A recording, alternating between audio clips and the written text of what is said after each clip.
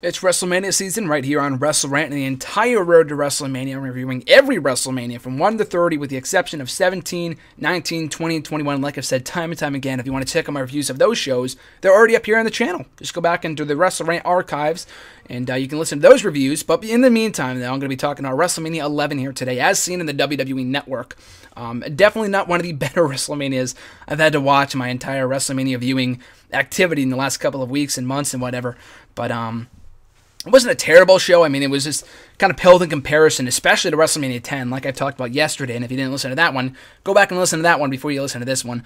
There are kind of some tie-ins, but was not a great show by any means, and I'll get into that right now. Kicking off the show, just a regular old tag team match. The Allied Powers, Lex Luger and the British Bulldog, taking on the Blue Brothers, Jacob and Eli Blue, with Uncle Zebekiah as their manager. So a couple notes here. One, Uncle Zebekiah, of course, later known as Zeb Coulter in WWE, almost 15, 20 years later, resurfacing in the WWE as a manager for Jack Swagger. And the match was good. I really liked the British Bulldog. I thought he and Luger had a good thing going, and I think Luger would actually leave the company either later this year. I think he would appear on Nitro in late 95 during the debut of Nitro. For some reason, I thought that was 96, but I'm pretty sure it was 95, so this same year. So he had a nice thing going with the British Bulldog. The match wasn't for the tag team titles. That would come later. But the only thing that really stood out to me while watching this matchup, aside from it just being an okay match, was that Luger went from 1 year ago being one of the most popular guys in the company. Not the most popular guy. That spot was reserved for Bret Hart. But, he went from contending for that championship at WrestleMania 10, I'm sorry, to opening up the show in the tag team match. I mean, it wasn't, like I said, not a bad tag team match. It wasn't like he was on, facing some jobber or anything like that, but it kind of goes to show how quickly or how much can change in just 1 year's time. The same thing goes back to, remember The Miz, back from WrestleMania 27, main event of the show against John Cena. And granted, Lex Luger wasn't in the main event per se, but he was in one of the headlining matches of WrestleMania 10 for the WWE title against Yokozuna. But, The Miz, main event of WrestleMania 27 the very next year, was not in the opener, but he was in a match. He wasn't confirmed for a match at WrestleMania until, I think, like the week or two before the show.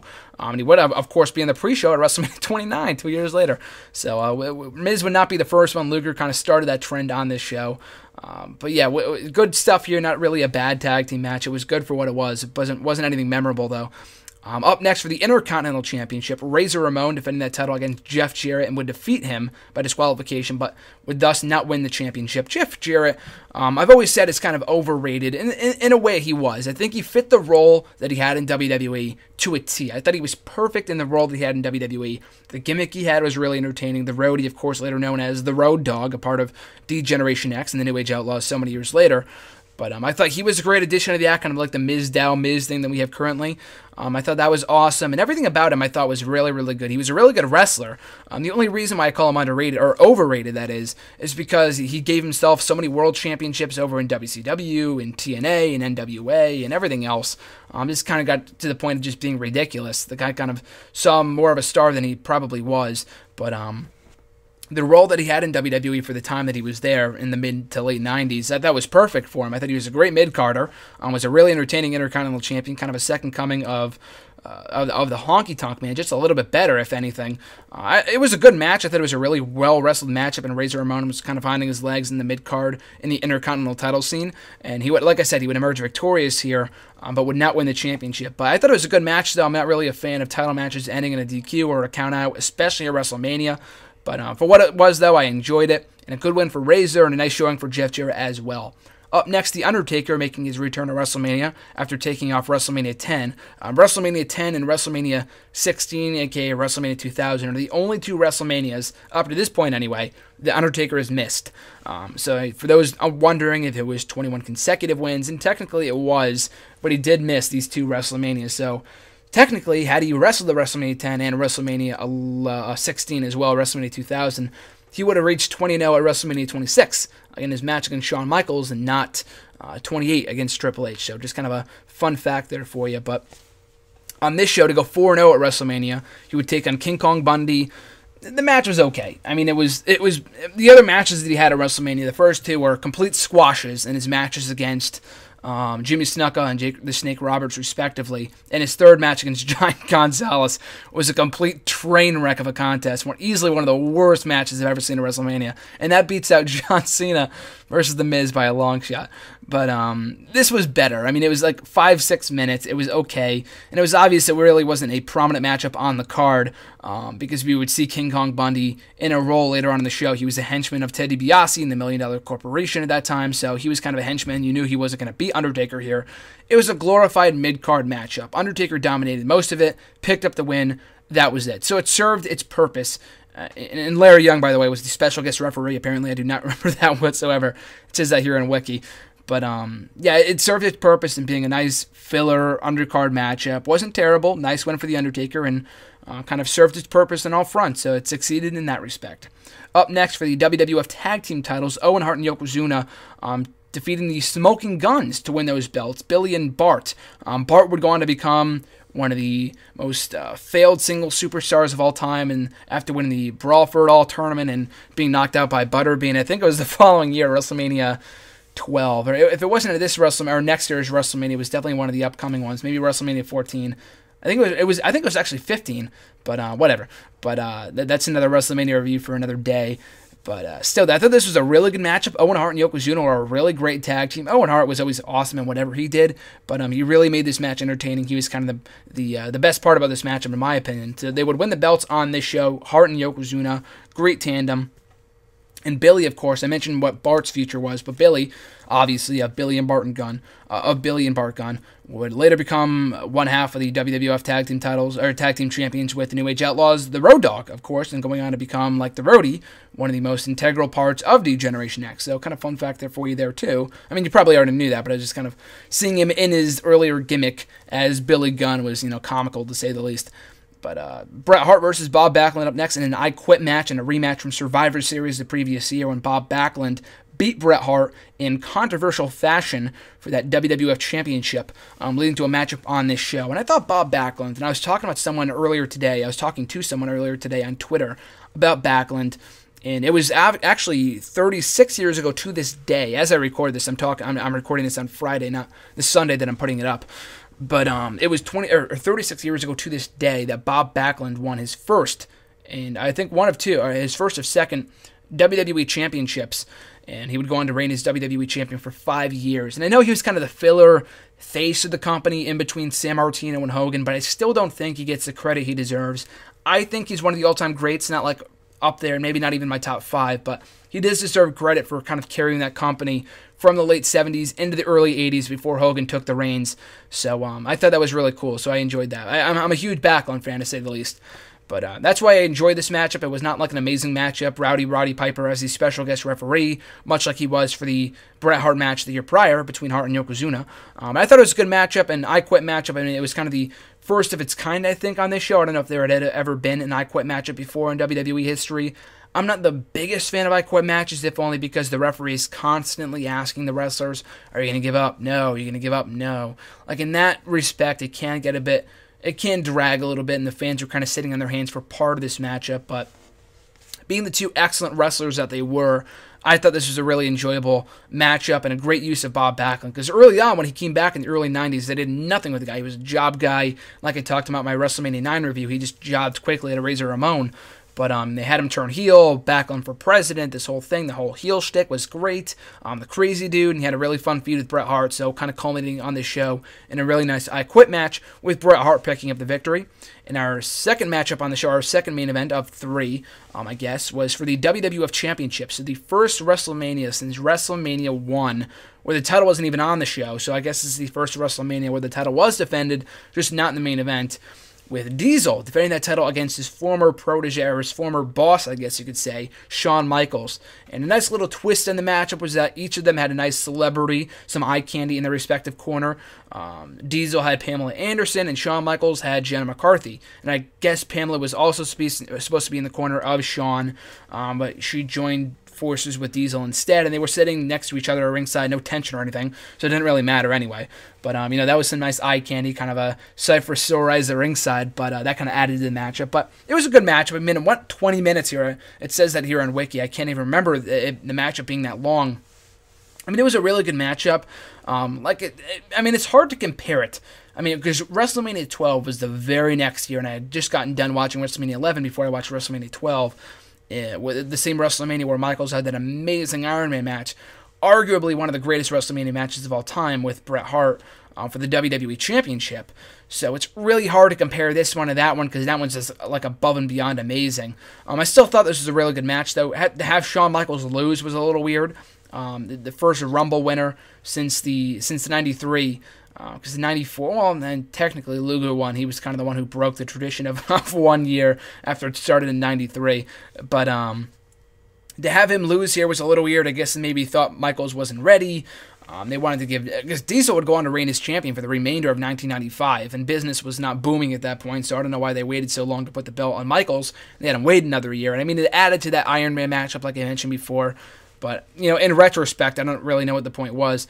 But it was a really good matchup, though. They told a nice story with Michaels and Diesel, obviously having history with Diesel, who was in HBK's corner the year prior for his ladder match against Razor Ramon. So they had a nice story going there. They kept them apart as Diesel won that championship in quick fashion, shortly following Survivor Series the year prior, whereas Michaels went on to win the Royal Rumble in '95. But really good matchup. Enjoyed the story more than I did the wrestling, but Diesel would come out victorious, still the WWF champion. So that leads us to our main event. The first main event in WrestleMania history that was not for the WWE title, with the exception of WrestleMania 1, where the championship wasn't even on, wasn't defended on the card anyway, with Lawrence Taylor, NFL legend, taking on Bam Bam Bigelow. So I know it sounds stupid, and it was. I can see why they did it from a celebrity standpoint. They wanted to sell the show. It was just, I can't even call it bad because Lawrence Taylor isn't a wrestler. I mean, you can call it one of the worst WrestleMania main events of all time, and I mean, it's really not that shocking because the guy wasn't a wrestler, and Bam Bam Bigelow, again, another underrated performer in my opinion. I think he deserves a Hall of Fame spot at some point, along with King. I think King Kong Bundy's already actually in there, but Bam Bam Bigelow, I think, combining his work that he did in WWE and ECW and wherever else, deserves a Hall of Fame induction. But back to the matchup itself. It wasn't a terrible matchup. They made the most of what they had. Just to put the guy in the main event to begin with his entire, with the team with him. I forgot what team it was. But they had the whole NFL team out there and the wrestlers and Ted DiBiase's $1 Million Corporation at ringside. Again, I can see why they did it. It was to get that mainstream attention.